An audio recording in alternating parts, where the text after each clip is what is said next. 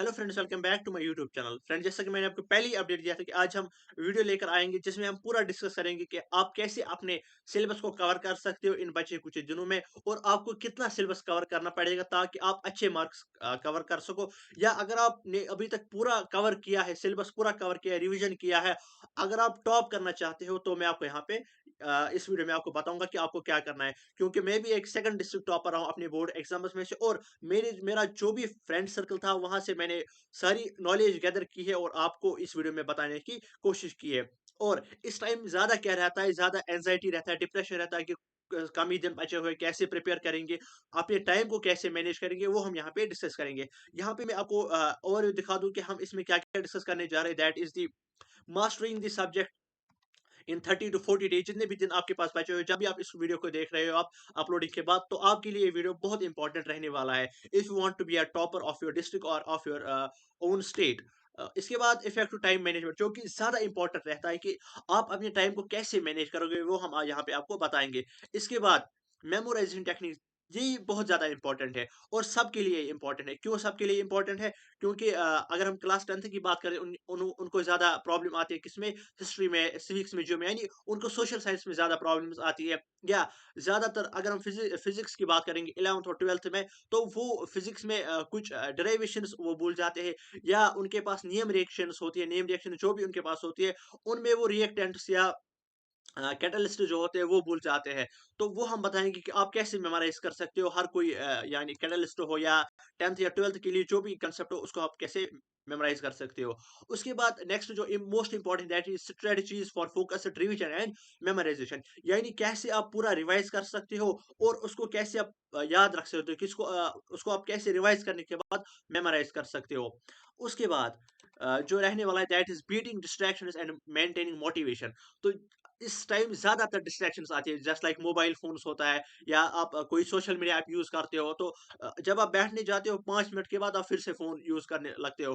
फिर आप 2 घंटे या 1 घंटा 2 घंटे उसी के साथ चले जाते हो। तो आप उसको कैसे उसको अवॉइड कर सकते हो, उन डिस्ट्रैक्शंस को आप कैसे अवॉइड कर सकते हो, और सेल्फ मोटिवेटेड आप कैसे रह सकते हो।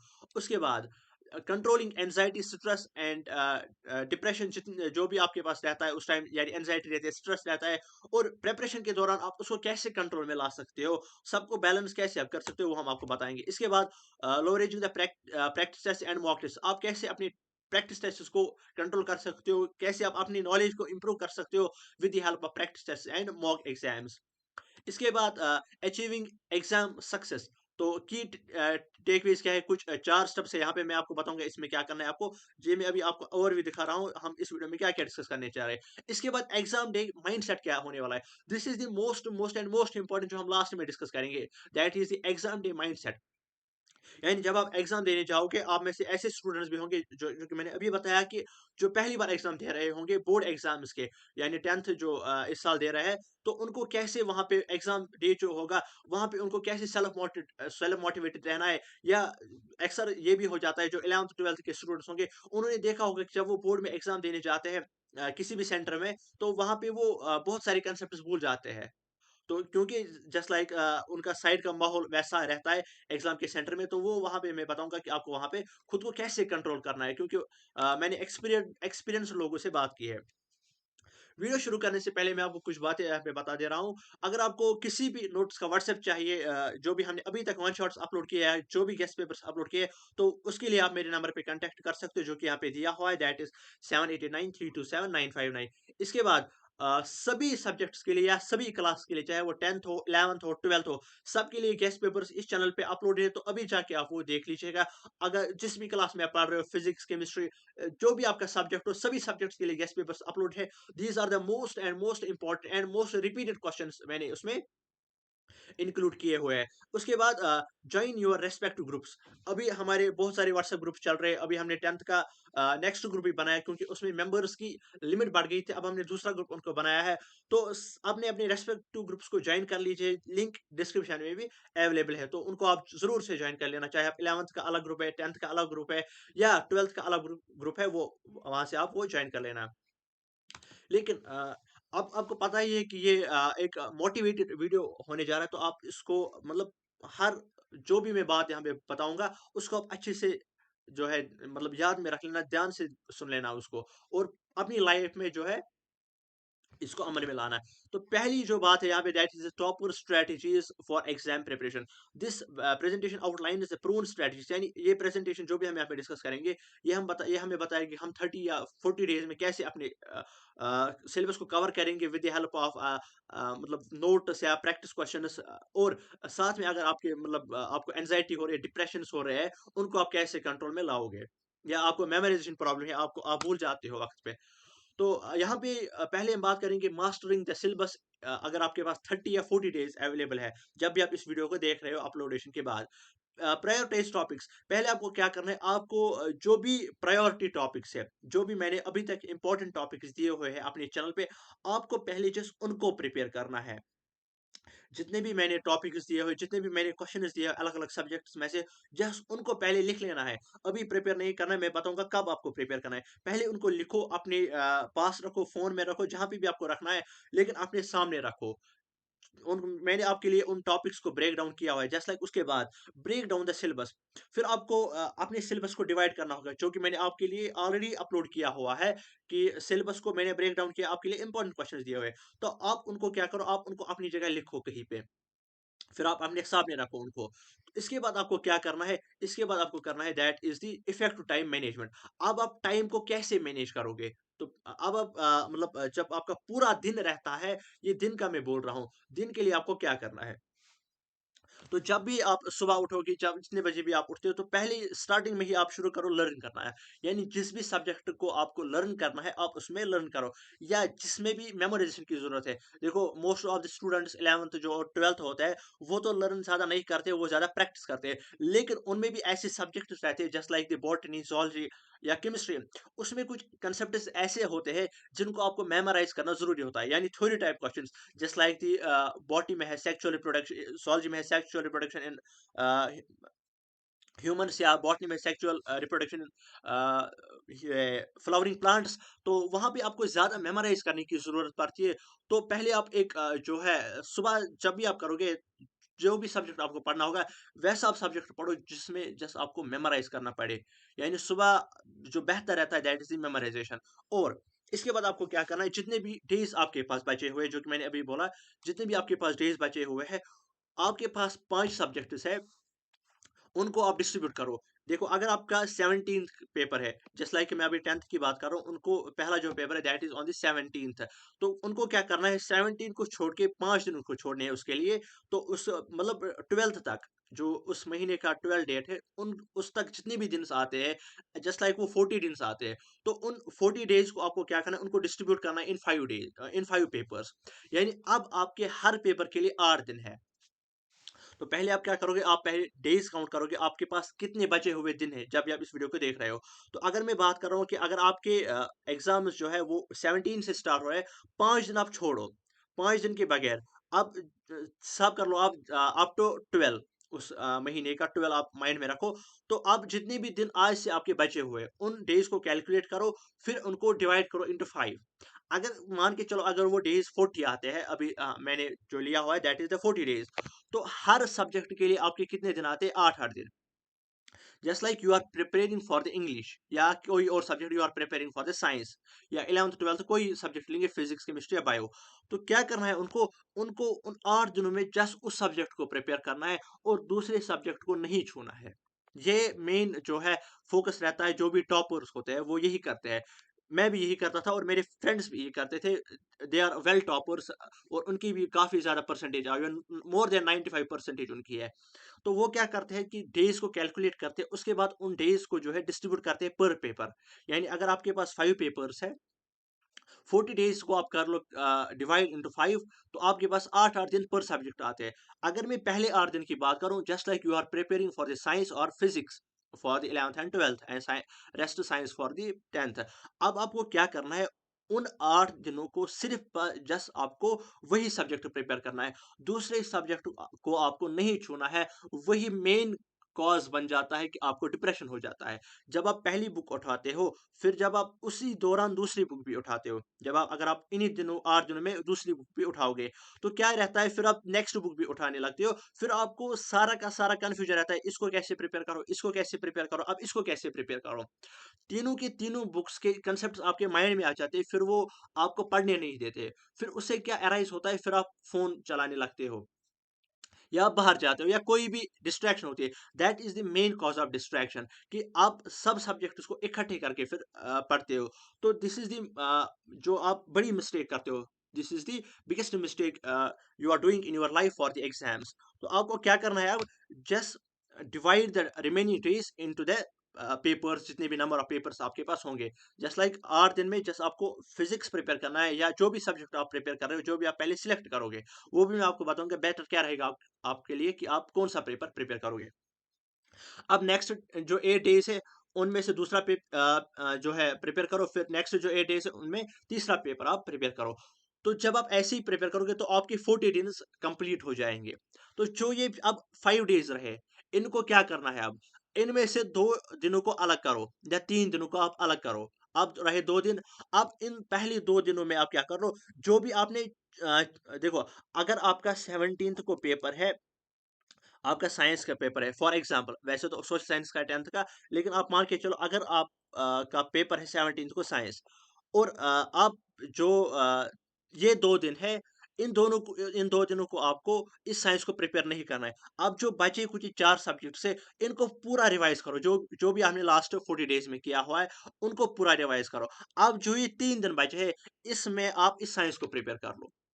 यानी जो जिस सब्जेक्ट का जो एग्ज़ाम होगा 17 को, वहाँ पे आप क्या करो, उस दिन आपको क्या करना है, उसके लिए आपको 3 दिन रखने हैं। अब जो जो मैंने आपको पहले ही 5 डेज़ दिए हुए हैं, तो 3 दिन इस पेपर के लिए, अब जो 2 दिन है, अब ये 2 दिनों में आप उन 4 सब्जेक्ट्स का रिवाइज़ करोगे। This is the best strategy to complete your syllabus in well manner. Manner जरूरी रहता है कि आप किस मैनर में इसको प्रिपेयर कर रहे हो। तो आई थिंक आपको अच्छे से समझ आया होगा। जो भी आपके पास रिमेनिंग डेज है, उनको आप डिवाइड कर लो। अगर आपने आउट ऑफ 4 या 5 सब्जेक्ट्स में से आपने 4 सब्जेक्ट्स प्रिपेयर किए हैं, अब आपको क्या करना है, अब आपको नंबर ऑफ डेज को डिवाइड करना है 4 ही सब्जेक्ट्स में, क्योंकि आपने ऑलरेडी एक कवर किया हुआ है, जिन्होंने कवर किया होगा। अब इसके बाद आपको क्या करना है, अब मैंने बताया कि इन 8 दिनों को मैं सिर्फ़ आपको जस्ट एक बुक पढ़नी है, दूसरी बुक को जो है टच भी नहीं करना है। लेकिन जब 8 दिन खत्म हो जाएँगे, फिर इसको 9th डे नहीं पढ़ना है। जितना भी होगा जस्ट इन 8 दिनों में आपको कंप्लीट करना है। तो जब भी आप 9th डे के सुबह उठोगे, तो आप इस बुक की तरफ नहीं देखोगे, इसको टच भी नहीं करोगे, फिर आप सेकंड बुक उठाओगे, जो आपको अच्छी लगे, जो आपको अपने प्रिपरेशन के हिसाब से अच्छी लगे, उसको आप पहले कवर करोगे। अगर क्या रहता है, आप कोई सब्जेक्ट ऐसा रहता है जो आपको अच्छे से आता होता है, तो आपको वो सिर्फ़ 6 दिनों में कंप्लीट हो जाता है। मैंने आपको पर सब्जेक्ट के लिए 8 दिन दिए, लेकिन अब आपको किसी बुक को कितने दिनों में कवर किया? 6 दिनों में।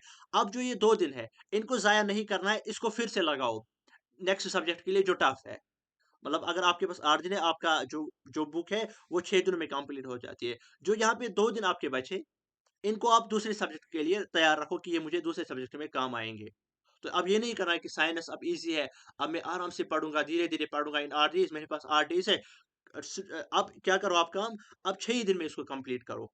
जो 2 दिन है, इसको दूसरे सब्जेक्ट जो आपको टफ़ लगता है, उसके लिए जो आप रखो इसके लिए। तो इसके बाद जो होता है टाइम मैनेजमेंट। पहले आपको क्या करना है, क्रिएट अ स्टडी शेड्यूल, यानी आपको कब-कब पढ़ना है। जस्ट लाइक मैंने अभी बोला कि सुबह का जो टाइम रहता है, वो बेटर रहता है फॉर द मेमोराइजिंग। उसके बाद जो 1 बजे के बाद टाइम रहता है, that is the well for equation solving. या अगर आपको कोई वीडियो देखना है, जस्ट लाइक अगर मैं साइंस की बात करूँ, सुबह पहले लर्न करोगे, जितना भी हो सकता है उतना लर्न करना है। फिर अगर आपको कोई चैप्टर ऐसा है जिसको आपको फिर से पढ़ना है, फिर आप यूट्यूब ओपन करोगे, वहाँ से आप उसका वन शॉट देखोगे, या कोई इंपॉर्टेंट क्वेश्चंस का कोई वीडियो देखना है, तो वहाँ पे आप फिर वीडियो देखोगे, फिर वो आपका टाइम मिल जाएगा।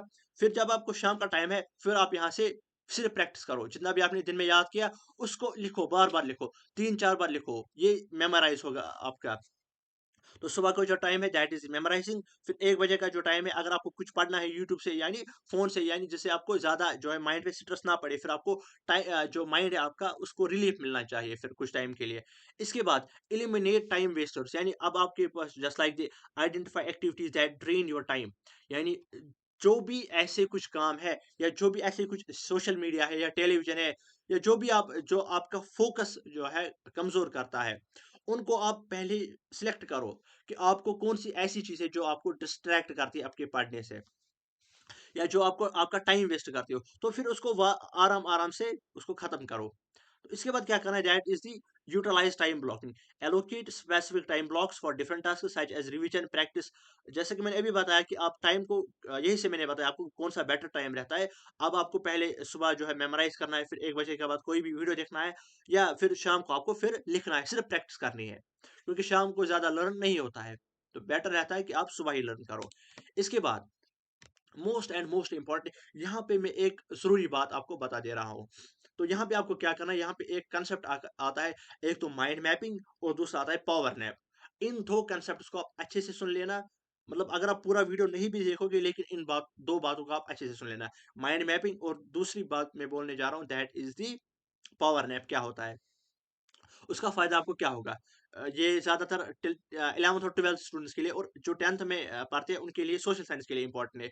और 11th 12th की केमिस्ट्री के लिए जस्ट लाइक नेम रिएक्शंस होती है, कैटालिसिस को याद रखना होता है, रिएक्शंस को याद रखना होता है, chemical properties alcohols, ketones, aldehydes ऐसी प्रॉपर्टीज़, ऐसी रिएक्शंस को याद रखना होता है, उनके लिए ये ज़रूरी है, ये 2 बातें, mind mapping and the power nap.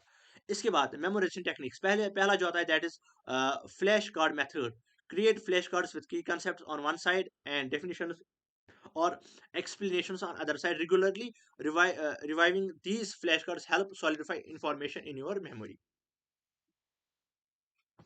अब अगर क्या है कि अब साइंस 10th को भी कंसेप्चुअल पेपर्स आने लगे हैं, तो अब क्या करना है आपको, जो भी मेन कंसेप्ट है उनको आप एक पेज उठा लो आप, तो उसमें जस्ट कंसेप्ट का नाम लिखो।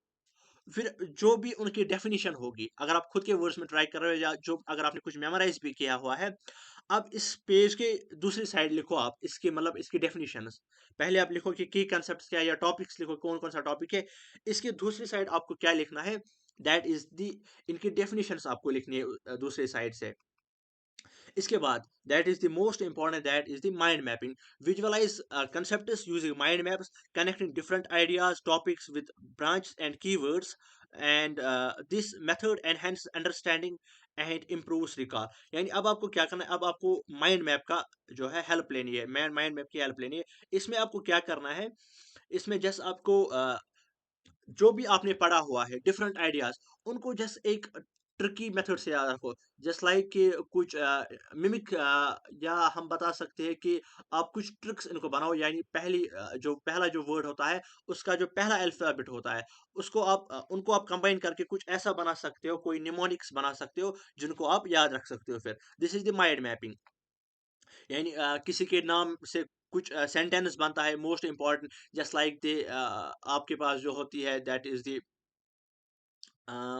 ट्रिग्नोमेट्री में जो होता है जब आपको वो फॉर्मूला लर्न करनी होती है that is P B P and H H P, तो आप उसमें या साइन कॉस्टेंट के लिए आप जो आप निमोनिक्स याद रखते थे, some people have curly black hair to present beauty, तो वैसे ही आप कुछ निमोनिक्स बना सकते हो अपनी जगह। फिर आप उन कंसेप्ट्स को ध्यान में रख सकते हो। फिर उसके बाद active recall, test yourself regularly by recalling information without referring to notes. This technique strengthens neural pathway and promotes long term retention.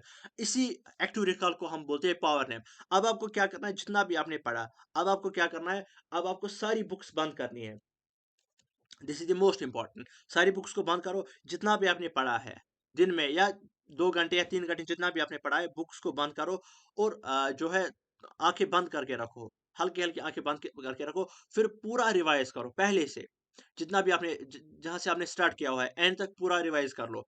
लेकिन आंखें नहीं खुलनी चाहिए। अगर बाई चांस आंख खुल भी जाती है तो फिर से नए से स्टार्ट करो, लेकिन यही प्रोसीजर 3 बार करो। लेकिन जब आप मतलब पहली बार सोचोगे तो आँखें नहीं खोलनी है अपनी, फिर दूसरी बार, फिर तीसरी बार, फिर आपको चौथी बार क्या करना है, फिर आपको रिवर्स में आना है। पहले क्या करना है, आपने कोई कांसेप्ट पढ़ा है, जस्ट लाइक आप लाइट पढ़ रहे हो 10th की, तो पहले आप पढ़ रहे हो प्लेन मिरर्स, फिर आपने इसको मेमोराइज़ करना है आँखें बंद करके कि मैंने कहाँ से स्टार्ट किया, कहाँ तक एंड किया।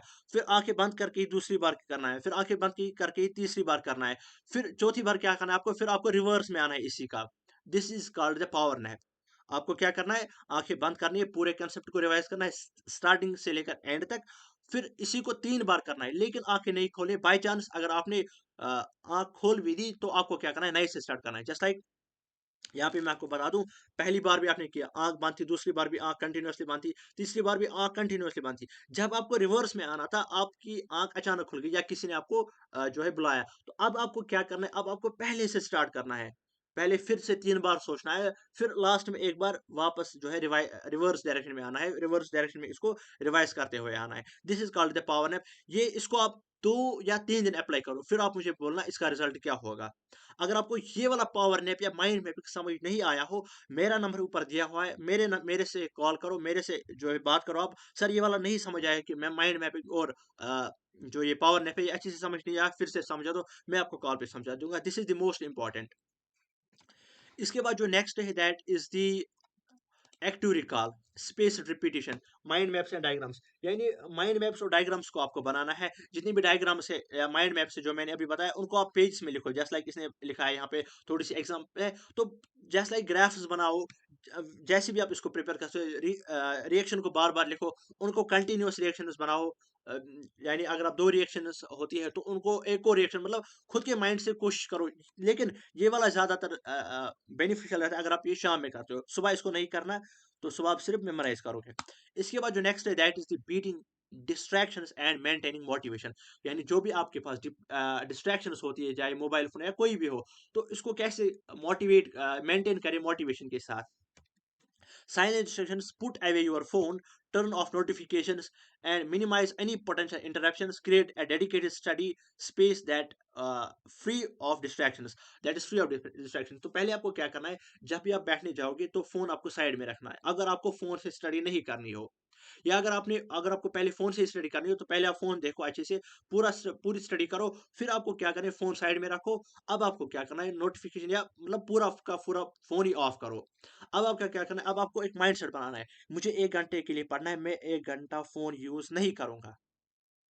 तो या फिर आप ये भी कर सकते हो, अगर आपको ज़्यादा डिस्ट्रैक्शन फ़ोन की वजह से हो रहा है, तो आपको करना है कि मुझे आधे घंटे के लिए फ़ोन यूज़ नहीं करना है, मैं जस्ट आधे घंटे अच्छे से पढ़ूँगा। लेकिन जब आप 25 टू 30 मिनट्स तक पहुँच जाओगे, फिर आपको कहना है अपने माइंड से, मुझे 15 मिनट के लिए और पढ़ना है, मुझे 15 मिनट के लिए। और एक मोटिवेशन ये भी है, जब आप पढ़ते होंगे, वहाँ पे आप ये सोचो, जब भी आप फ़ोन उठाने लगो या जो भी आपको डिस्ट्रैक्ट कर रहा हो वो चीज़ें आपके माइंड में आ जाए पढ़ने के दौरान, आपको ये माइंड में लाना है कि कोई ना कोई स्टूडेंट इस वक़्त ऐसा होगा जो मुझसे ज़्यादा पढ़ रहा होगा।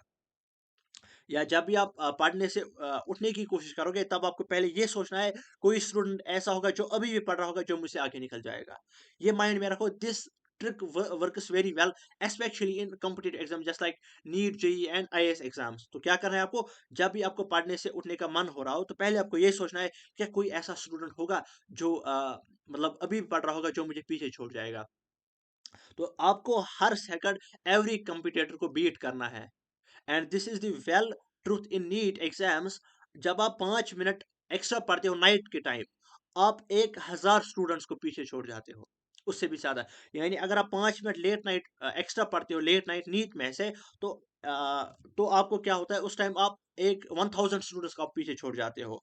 यानी इन एवरी 5 मिनट्स जो है ये 1,000 स्टूडेंट्स हो जाते हैं। तो जितना आप ज्यादा पढ़ोगे, तो पहले यही सोचो, उठने से पहले यही सोचो कि कोई ना कोई पढ़ रहा होगा जो मुझे इस साल पीछे, वो जो मुझसे 5 या 6 नंबर एक्स्ट्रा लाएगा, या 10 नंबर 20 नंबर मुझसे एक्स्ट्रा लाएगा, और वो टॉपर होगा। तो टॉपर को माइंड में रखो, उसको टॉप नहीं करे देना है। एवरी कंपटीटर को बीट करो, अपनी स्टडी से बीट करो उसको, अपनी मोटिवेशन से उसको बीट करो। इसके बाद कंट्रोलिंग एंजाइटी एंड स्ट्रेस। बहुत सारे स्टूडेंट्स की रिक्वेस्ट आती है, सर स्ट्रेस एंजाइटी ज्यादा रहती है प्रिपरेशन के दौरान, तो उसको क्या करे। तो उसको क्या करना है, practice relaxation techniques, implement relaxation techniques like deep breathing, meditation और योगा। जस्ट लाइक मतलब ये वैसे तो कश्मीर के 90% स्टूडेंट्स ये योगा नहीं करते और उनको कंसेप्ट भी नहीं होगा इसका कि कैसे करते हैं। लेकिन हमारे पास क्या होता है, मेडिटेशन या ब्रीथिंग आप कर सकते हो, या आप नमाज में जा सकते हो। That is for the better for the Muslims. और जो हिंदुइज्म है या जो अदर किसी रिलीजन से होंगे, तो वो योगा को प्रेफर कर सकते हैं। जो हमारे जम्मू डिवीजन के स्टूडेंट्स हैं, तो वो योगा को करेंगे, या जो हमारे पास कश्मीर के उनको योगा का कंसेप्ट नहीं है, तो बेटर उनके लिए रहेगा वो नमाज से जो है एंजाइटी या डिप्रेशन से दूर हो सकते हैं। तो क्या करना है, मतलब डीप ब्रीथिंग कर लेनी है। जब भी आपको लगता है कि मुझे डिप्रेशन हो रहा है, एंजाइटी हो रहा है, स्ट्रेस हो रहा है, तो आपको डीप ब्रीथिंग करनी है। और बेस्ट वे जो है दैट इज नमाज। और इसके बाद get enough sleep, prioritise sleep during exam preparation, advocate rest improves. और ये ज़्यादा इंपॉर्टेंट रहता है कि ज़्यादा आप नहीं, मतलब जितना हो सके उतना दिन में कवर करने की कोशिश करो। ठीक है, तो नींद आपको अच्छे से करनी है, उससे भी जो है फिर दिन में अगर आप रात में पढ़ोगे देर तक, फिर दिन में प्रॉब्लम आ जाती है, फिर आपका दिन का टाइम ज़ाया होता है। तो सब कुछ कंट्रोल में रखो। ज़्यादा भी आपको जागने की ज़रूरत नहीं है, फिर आप ताकि आपका दिन ज़ाया ना हो, दिन की मेहनत ना ज़ाया हो। और इसके बाद मेंटेन हेल्दी डाइट, और आपको मतलब जो इम्पोर्टेंट रहता है, और आपको मेंटेन अपना हेल्दी डाइट करना है, यानी डाइट को आपको, यानी खाना पीना आपको अच्छे से करना है जो भी है। तो इसको आप अपने जो है बैलेंस करोगे, अपने डाइट को आप बैलेंस, जो आपने पढ़ा होगा दैट इज बैलेंस डाइट, आप अच्छे से खाओगे जो भी आपको खाना होगा, और इसको अपने जो है लाइफ में लाना। दैट इज मेन जो होता है, that is practice techniques, get enough sleep. इसके बाद lower ageing practice test and mock test, जो मैंने अभी बताया। जितने भी आपके पास फॉर्मूलाज है आपके एरिया कैलकुलेट करने के लिए, या 11th 12th के लिए न्यूमेरिक्स के जो फॉर्मूलाज है, उनको एक वर्कशीट बना लो। मेरे पास है 11th और 12th के जितने भी फॉर्मूलाज है, उनका मेरे पास वर्कशीट है। जिनको चाहिए वो मेरे नंबर पे कांटेक्ट कर सकते हैं, उनको मैं वहाँ पे वर्कशीट प्रोवाइड कर दूंगा। उस पे सारी की सारी फॉर्मूलाज है, इसको आपको कर लेना है अच्छे से। यानी जितने भी आपके फॉर्मूलाज हैं, उनको आप एक वर्कशीट बना लो। इसके बाद अचीविंग एग्जाम सक्सेस की टेकअवेज, 4 स्टेप से कैसे आप जो है टॉप कर सकते हो अपने एग्जाम में। Focus on most important topic, जो कि मैंने दिए हुए हैं यही से इस चैनल पे अपलोड, अभी जाकर देख लेना। And allocate your time strategically, अपने टाइम को मैनेज करो। Regular practice tests and active recall methods enhance your memory understanding. जो प्रैक्टिस में आता है that is the power nap and mind mapping. इसके बाद manage stress, utilise relaxation techniques, prioritise sleep, maintain a healthy diet to reduce anxiety. ऐसे आप anxiety को जो है रिड्यूस कर सकते हो, या अपने स्ट्रेस या डिप्रेशन को रिड्यूस कर सकते हो। Believe in your preparation and strive to perform to best of your abilities. जितने भी मेरे पास मैसेज आए स्टूडेंट्स की, आई थिंक 60% ऑफ मैसेज ऐसी होंगी जिनको बिलीव ही नहीं है अपने पर। वो बोलते हैं सर इससे हो जाएगा, इससे हो जाएगा, सर मैंने इतना पढ़ा है, इससे हो जाएगा। अपनी प्रिपरेशन पे बिलीव करो। जितनी आप ज़्यादा प्रिपेयर करोगे, उतना ज़्यादा चांसेस बनते हैं आपको ज़्यादा मार्क्स लाने की। और ये ज़रूरी है कि हर कोई चीज़ एग्ज़ाम में आती है, किसी न किसी कंसेप्ट के रिलेटेड आती ही आती है।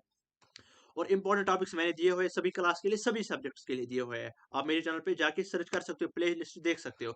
इसके बाद एग्ज़ाम डे, जो मोस्ट इंपॉर्टेंट रहता है। अब आपने प्रिपेयर भी कर लिया, पूरा का पूरा आपने प्रिपेयर करा। अब आप रेडी हो एग्ज़ाम के लिए, लेकिन फिर भी ये रहता है कि एग्ज़ाम के दिन भूल जाते हैं। पेपर जब सामने आता है फिर भूल जाते हैं, फिर पता नहीं रहता सर अब मैं क्या करूँ? वहाँ पे फिर मतलब ऐसे भी स्टूडेंट्स को मैंने देखा है जिनको फिर जो अनकॉन्शियसनेस होते हैं वहाँ पे, तो उनको क्या करना है, स्टे काम। पहले take deep breaths and focus on your task at hand, remind yourself and you have prepared well and have the skills to succeed. अब आपको क्या करना है, जब भी आप पहला क्वेश्चन देखोगे, तो पहले ही लिखना स्टार्ट नहीं करना है। पहले आपको सोचना है पूरा का पूरा कि आपके पास इस क्वेश्चन के रिलेटेड कितनी नॉलेज है, आप इसको कितना आंसर कर सकते हो, उसको आपको करना है। इसके बाद आपको क्या करना है, that is the review instructions, careful read exam instructions to avoid any misunderstanding. अब दिए होते हैं ऊपर, जस्ट लाइक, मैं ये बता दूं कि पहले क्वेश्चन में आपको क्या करना है। दैट इज द पहले स्टेप में, पहले आपके पास एमसीक्यूज आएंगे, उनको अच्छे से पढ़ना। नोट उसमें ज्यादातर नहीं दिखता है, नोट को ज्यादा ध्यान में रखना। और जो भी इंस्ट्रक्शंस पेपर पे दिए होते हैं, यानी कितने क्वेश्चंस अटेम्प्ट करने हैं, फिर क्या रहता है, अरे यार इसमें तो इतने अटेम्प्ट करने थे, अरे ये नहीं देखा। पहले ही देखो इंस्ट्रक्शंस दिए हुए होते हैं, उनको अच्छे से देख लेना। उसके बाद plan your time, quickly allocate time for each section based on it's weightage. This strategy ensures you have enough time for all the questions. Board जो जेके बॉस हमारा होता है, वो ज्यादातर जो टाइम देता है दैट इज 3 आवर्स। अब आपको क्या करना है, आपका जो पेपर होता है वो 1.5 घंटे का होता है या 2 घंटे का होता है। जो आपको एक्स्ट्रा टाइम मिलता है वो आपको सोचने के लिए मिलता है। और ये भी मैंने पेपर्स के, जब मैं गेस्ट पेपर्स आपके डिस्कस कर रहा था, ये भी मैं आपको बता रहा था कि आप पहले देखो, मैंने वहाँ पे ये भी दिखाया कि जो बोर्ड ने वहाँ पे, वहाँ से खुद से वाज़िया किया है कि किस क्वेश्चन के लिए कितने वर्ड्स का आंसर होना चाहिए। यानी अगर 3 मार्क्स का क्वेश्चन है, इसके लिए कितने वर्ड्स का आंसर होना चाहिए। अगर 5 मार्क्स वाला क्वेश्चन है, इसके लिए कितने वर्ड्स का आंसर होना चाहिए। अब आप क्या कर देते हो, जो 3 मार्क्स वाला क्वेश्चन होता है, उसके लिए आप 5 मार्क्स का आंसर लिख लेते हो, जो कि बिल्कुल गलत है। गलत तो ज़्यादा तो नहीं है, लेकिन मैं ये कहूँगा आपका टाइम जो है वहाँ पे ज़्यादा कंज़्यूम हो जाएगा। तो जितने क्वेश्चन का मार्क्स है, वीडियोज़ मेरे देख लो, वहाँ पे मैंने डिस्कस किया हुआ है किस क्वेश्चन या जितने भी मार्क्स होंगे क्वेश्चन के, उसके लिए आपको कितने वर्ड्स का जो है आपको टाइम देना है। इसके बाद place yourself, don't rush through the exam but maintain a consistent pace, avoid getting stuck on difficult question, move on and come back later if needed। अब आपको क्या करना है, जब आप कोई क्वेश्चन आपको नहीं आता है, तो अब आप सोचते हो, उसी पे सोचने लगते हो, ये मुझे नहीं आता, इसको क्या करो, इसको क्या करो। अब आप क्या करते हो, अब आप दूसरे स्टूडेंट्स की तरफ देखते हो, पहले मुझे ये दिखाएगा, फिर मैं जो मुझे आता है फिर मैं वो बाद में करूंगा। अब आपको क्या करोगे, पहले जितना भी आपको आता है, जो भी क्वेश्चन आपको अच्छे से आता है, वो आप पहले अटेम्प्ट करो। जितना भी आता है, 2 ही क्वेश्चन्स क्यों ना आते हो, उतना अटेम्प्ट करो। फिर जो भी रहता है, वो उसके बाद कर लो। फिर आपको क्या आता है, ना दूसरा दिखाता है, ना दिखाता है, फिर खुद का भी भूल जाता है, और दूसरा अगर दूसरा दिखाता भी है, पीछे वाला है, आगे वाला है, साइड वाला है, फिर वो गलत भी होता है, और आपको कोई कन्फर्मेशन भी नहीं है कि उसने ठीक लिखा है या गलत लिखा है। अगर आपको कोई साइड या पीछे आगे वाला स्टूडेंट बता भी देता है कि ठीक है, मैं आपको दिखाता हूँ, अब आपको ये तो कंफर्मेशन भी नहीं है ना कि ये ठीक बता रहा है। तो पहले जितना आपको पता है उसको अटेम्प्ट करो, तो काम रहो, मतलब अपने इंस्ट्रक्शंस को पढ़ो, अपने टाइम को प्लान, अपने जो टाइम को है उसको जो है प्लान करो कि आपको कैसे प्रिपेयर करना है, और अच्छे से, मतलब ध्यान में रखो कि आपको कौन-सा क्वेश्चन आता है, उसको अच्छे से अटेम्प्ट करो। अगर इसके बाद कोई और भी आपको डिफ़िकल्टी रहती है, आप मेरे नंबर पे कॉन्टैक्ट कर सकते हो, तो मैं वहाँ पे आपको बताऊँगा। इस वीडियो में इतना ही। Thank you so much. All the very best.